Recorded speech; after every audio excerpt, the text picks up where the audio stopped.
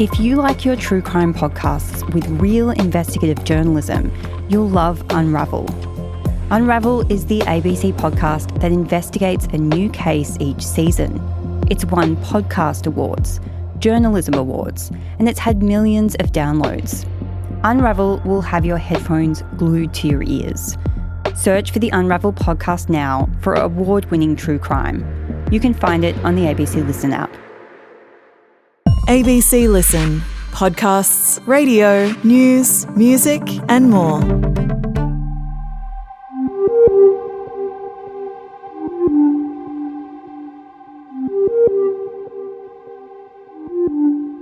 The meal that started it all. I'm the ABC's true crime investigative reporter, Rachael Brown. And I'm Stephen Stockwell. This is the first episode of a 5-part series that'll take you back through the entire story that started with a homemade meal and ended in a murder trial. In this episode, the lunch, how it unfolded. Welcome to the case of the mushroom lunch. Just a week after 4 people sat down for a family lunch in rural Victoria, 3 of them were dead. Homicide detectives are still piecing together what exactly happened at the lunch. It's certainly looking like the symptoms are consistent with death cap mushrooms. Erin Patterson said she bought the dried mushrooms at a supermarket and an Asian grocery store months earlier. I cannot think of another investigation that has generated this level of media and public interest.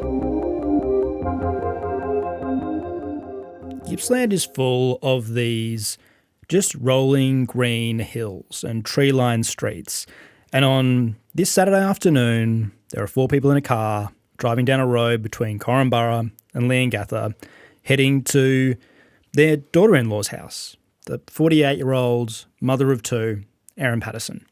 Yes, Stocky, July 29th, 2023, so exactly 2 years ago today. It's a Saturday, it's just past midday, and it's the middle of winter, but the weather's fine. And Don Patterson and his wife, Gail, are driving through this beautiful Victorian countryside on their way to Erin Patterson's house. Also in the car is Gail's sister, Heather Wilkinson, and her husband, Ian. And all 4, they're all a bit older, late 60s to early 70s, and they have lots of kids and grandkids. And the 4 of them are very close. As I said, Gail and Heather are sisters, but they all attend the same church where Ian has been the pastor for the past 25 years. And they catch up for coffees in their small town of Corumburra together. And Stocky, they're much loved members of the Corumburra community. They're all teachers in some capacity. Don and Gail have worked at the local high school. Heather's an ex-teacher who now teaches English to migrants at the local community centre. And of course, Ian, as I mentioned, is the pastor at the local Baptist church. So it's the first time Erin's actually held a lunch like this. Erin is separated from Don and Gail's son, Simon, and she's never had Ian and Heather over. But that doesn't matter. They're all really excited about this lunch. And Heather even mentioned how excited she was about it. You know, she used to know Erin from when Erin's daughter was at playgroup and Erin was a bit shy. So Heather used to talk to her to make her feel a bit better about being there. So Heather's thinking, well, maybe our relationship is going to improve and get a bit closer.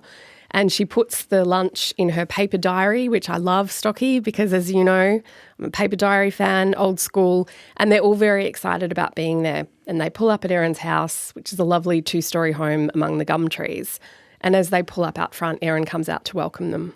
This house is a reasonably new build. Erin Patterson described it as her forever home, a place that she built for her and her children. It's been finished in the year or so prior to this lunch. There was a 5th guest who was supposed to be attending this lunch, but he doesn't show up.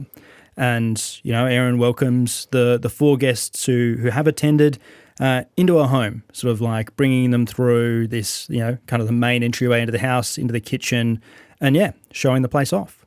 Erin loves this house. She describes it as her final house, the place where she'll grow old, her children will grow up, a son and a daughter. And she says if they moved away from uni and work, you know, she imagines them coming back to stay here, bringing maybe their children, but that was her hopes for this house. Now, she shows the 4 guests inside. Now, Heather happens to be really into pantries.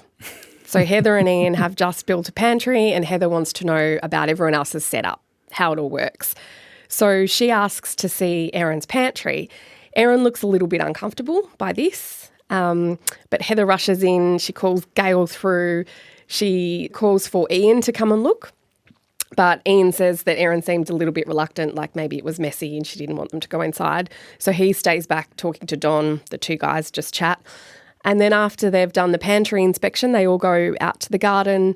They talk about the mulch, the plants, the fence. Heather and Gail are really into gardening, so they give Erin some gardening advice, and then they all head back inside ready for lunch. One of the conversations they had was about a tree that wasn't coping particularly well in one of the spots that it had been planted. So a lot of conversation around, what might help that tree, find its roots, grow a little bit better out in the garden, which is a bit of a feature of this home on the outskirts of Leongatha. But yeah, the guests go back inside and they start basically getting ready to sit down for this lunch. And this lunch is a beef Wellington. The recipe is from the Recipe 10 Eats book written by Nagi, and served with this meal, beans and mash, some packet gravy. Now, beef Wellington is a beef loin. So it's a long piece of meat that is wrapped in like a mushroom duxelle, wrapped in prosciutto, wrapped in pastry, all baked in the oven together. That's how they would normally be served, Rach. This one, not served in that kind of traditional way.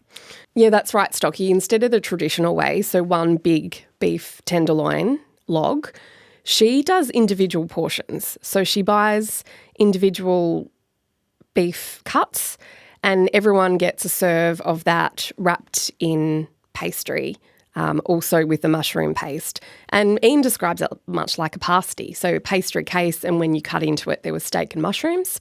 The recipe calls for 700 grams of portobello mushrooms, but Erin swapped in less flavoursome pre-sliced button mushrooms. And of course, we know they're not the only mushrooms that go into this meal. Yeah, so all of the guests are standing around in the kitchen at this point. There's conversation. They've had a look at the pantry. They had a look at the garden. This meal has been almost completely finished. Erin Patterson is removing the individual pastry parcels from the oven. And to give you a sense of this space, there is a kitchen table with 6 chairs in it. It's a large, modern kitchen dining area. Just next to that table is a large, long kitchen island. And then the other side of that is your stove, your oven, more of your kitchen bench space. Erin Patterson is in there preparing this meal. The guests are standing around. And how this meal was served was really important, right, Rach? Very important, Stocky. So Erin also has mash on the go. She's got green beans. You've got Heather and Gail, and what they do now reminds me of what happens at my family gatherings. They offer to help. What can I do? Can I help out with the preps? And Erin says to them, no, I got it. You just, carry some plates over. Ian remembers the 2 women carry the grey plates, he says, over to the dining table. So 4 grey plates for the guests. And Erin had a different colour one, her plate's smaller, and a tanny orange colour. Later, Erin disagrees. She said she can't remember what colour her plate was, but she's adamant that she didn't own a tanny orange plate. She says she doesn't have a matching set of plates either. And later these details, Stocky, will come to mean a lot. So they sit down, Ian says grace, and they start eating. And so Ian and Heather finished their portions. Gail eats half of hers. Don eats his own serving plus Gail's leftovers. The men make a joke about husbands finishing their wives' meals. Erin says she ate some of her meal.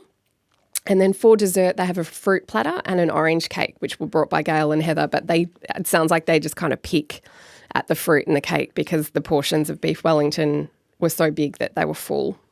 And while this meal looks like, a really wonderful display of homemaking and community and family, as the meal goes on, the guests realise that Erin's got something that she wants to talk to them about.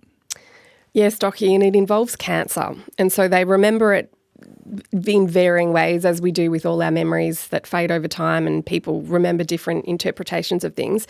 Ian Wilkinson remembers Erin telling him that she had cancer and that she was concerned because it was very serious, life-threatening in fact, and she was anxious about telling the kids, whether she should tell them or not, about this threat to her life. Now, Ian Wilkinson remembers it as some sort of ovarian or cervical cancer, and that she spoke about a diagnostic test and a spot on the scan that looked like a tumour. And they never really finish that conversation, do they? No, they don't. So when they're talking about it, Don says that they should pray for Erin and the children, and that Erin should talk about it with Simon and work out what to tell the kids. While they're talking about this, Erin's son comes home from the movies with a friend.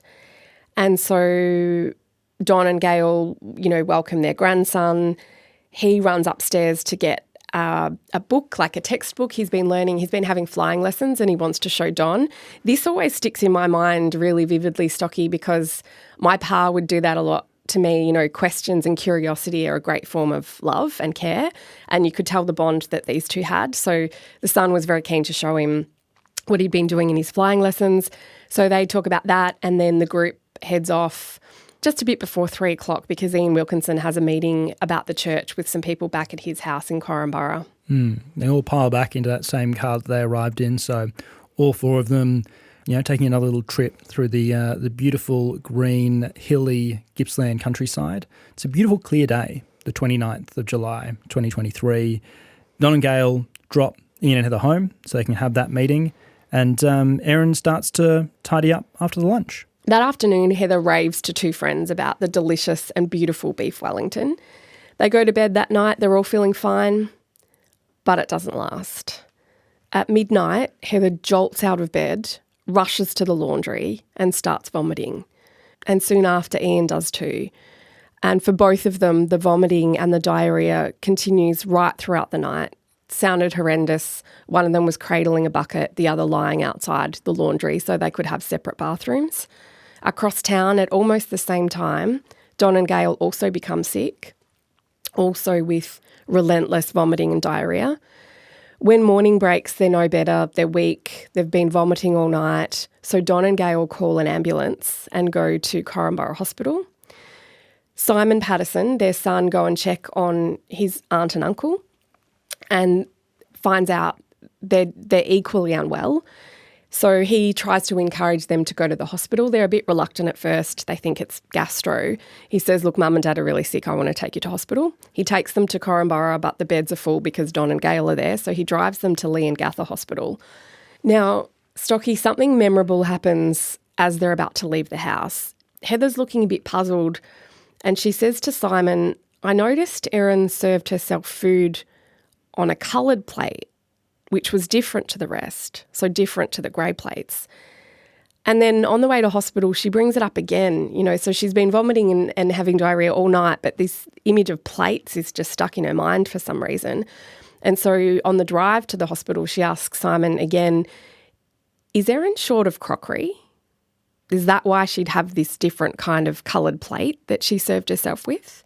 Simon replies, I just think Erin doesn't have that many plates.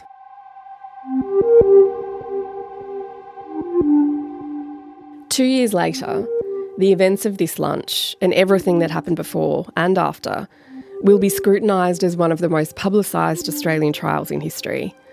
And as many of you know, we were there for every single day of that trial, over 10 weeks of evidence, 50 plus witnesses and 6 days of jury deliberations.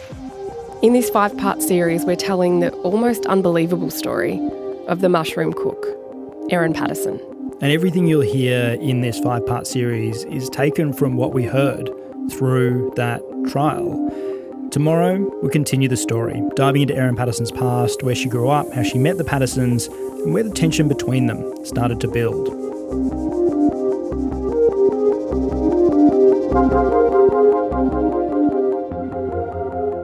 The Case of the Mushroom Lunch is produced by ABC Audio Studios and ABC News. It's presented by me, the ABC's true crime investigative reporter, Rachael Brown, and Stephen Stockwell. Our executive producer is Claire Rawlinson, and supervising producer for this series is Yasmin Parry.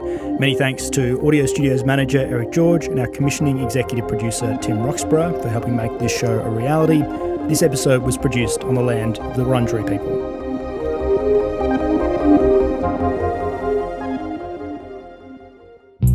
Hi, it's Yumi Steins from the Ladies We Need to Talk podcast. If you've never heard it before, let me explain it to you. Ladies We Need to Talk is a must listen that goes deep on the stuff that really matters to women.